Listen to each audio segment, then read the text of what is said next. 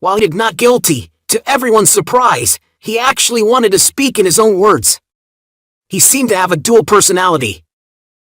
When he was in his comfort zone, like on stage at Mar-a-Lago or a rally in Florida, he felt like he was among his people and could do no wrong. However, the moment he was taken out of his comfort zone, his insecurities, sadness, anger, and vitriol came to the surface. This change was clearly visible in his facial expressions and demeanor, as was the case in the Manhattan courtroom today. Where he sat in front of a judge, effectively being read his rights, he appeared solemn, sad, and to be honest, quite pissed off. It was clear that he was not happy to be there and felt utterly humiliated. This former president of the United States had committed crimes throughout his presidency, as well as for decades before, and had managed to get away with it all. He had attempted to overturn the election and still claims that President Joe Biden is illegitimate. At Mar-a-Lago, people call him Mr. President. He wears the badge, and even has a mock-up of the Oval Office as his office.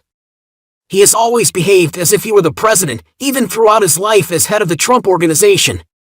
Somehow, off the back of a successful run on The Apprentice, Donald Trump managed to convince people that he knew how to hire and fire.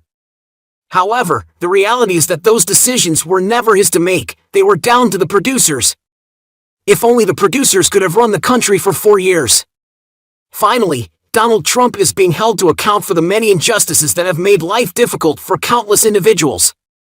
It is important to remember that there is always a victim, a group of people, or in this case, pretty much half of the country that has suffered at the hands of this autocrat. He believed that he deserved to be president forever and that it was almost a divine right to be the boss of the whole country, but not for all the people. Donald Trump was never a president for everybody, only for those who loved, liked, and supported him. Donald Trump never cared about people who didn't support him, and that is the reason why he was never truly presidential. He never rose to the occasion. In the courtroom, what we saw was a little boy, a disgruntled child being held up in front of the principal and being told off. He clearly did not like it. Normally, he was always in charge. This got me thinking that we often refer to Donald Trump as being like a mob boss, due to the language he uses, his conduct, and his way of doing business. However, I realize that we have been getting this wrong for too long. He has been referred to as a mobster, and the Trump crime family as the mob. They are the ones who pull the strings, sue people, fire people, call the shots, and evade law enforcement through payoffs or other means typically used by the mob. We often associate the family with being Italian due to our obsession with shows like The Sopranos, but that's not the case. I observed his behavior when he left the courtroom in silence, with his chest puffed out. He got into his motorcade, went to the airport, and boarded his branded airplane before flying back to Florida. It wasn't until he got on stage and made a rambling speech that I realized how little he had prepared. As a former president who had been indicted and arraigned, you would have thought he might have written something down, rehearsed it, or at least thought about presenting a new angle. But no, it was the same old tired, angry, lazy, negative complaints about everybody else, as if he had done no wrong. He never once claimed to be innocent, nor did his lawyers refer to him as such. Instead, they tried to shift the blame onto others. During this speech, he attacked and threatened Alvin Bragg, the Manhattan district attorney who brought this indictment upon him, which the grand jury had voted on.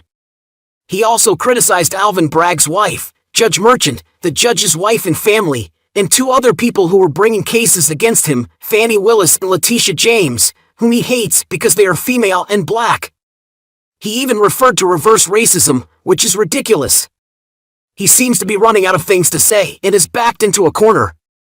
I find myself starting to enjoy his stream of consciousness that we see on Truth Social, with all the exclamation marks, capital letters, and vitriol.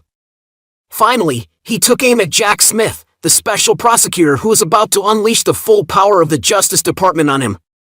This is not only for his theft of documents after he left office, but also for the insurrection, the fact that he overturned the election for a period of hours, delayed Joe Biden's confirmation, and committed an insurrection against his own country. For me, this is one of the most serious crimes. You know, he's so egocentric and narcissistic that he is unable to perceive any of his actions as criminal activity. His sense of power is so overwhelming that he has never played by the rules or followed the law. He is a crime boss, a member of a crime family that goes back to his father, and now his children are involved. We were all fearful of him, and our past reference to him being like a mob boss was accurate. Donald Trump was elected president, but he is more like a mob boss than a political leader. His association with individuals such as Rudy Giuliani, who sports a large signet ring, and Paul Manafort is a clear indication of his criminal connections.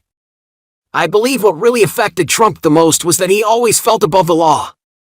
He acted as if he were immune to any consequences for his actions, and he didn't even bother to hide it. Trump has such a huge ego and is so accustomed to being in power that nobody dared to criticize him, especially in Manhattan and now in his new home of Florida. However, the reality hit him hard when he was arraigned in front of a Manhattan judge. He retreated back to his home with the comfort and support of his sycophant base. This chapter may have ended, but there's a lot more to come. Jack Smith's office and Letitia James's office are both speaking out, and it's becoming clear that the walls are closing in on the disgraced former president, Donald John Ebenezer Trump.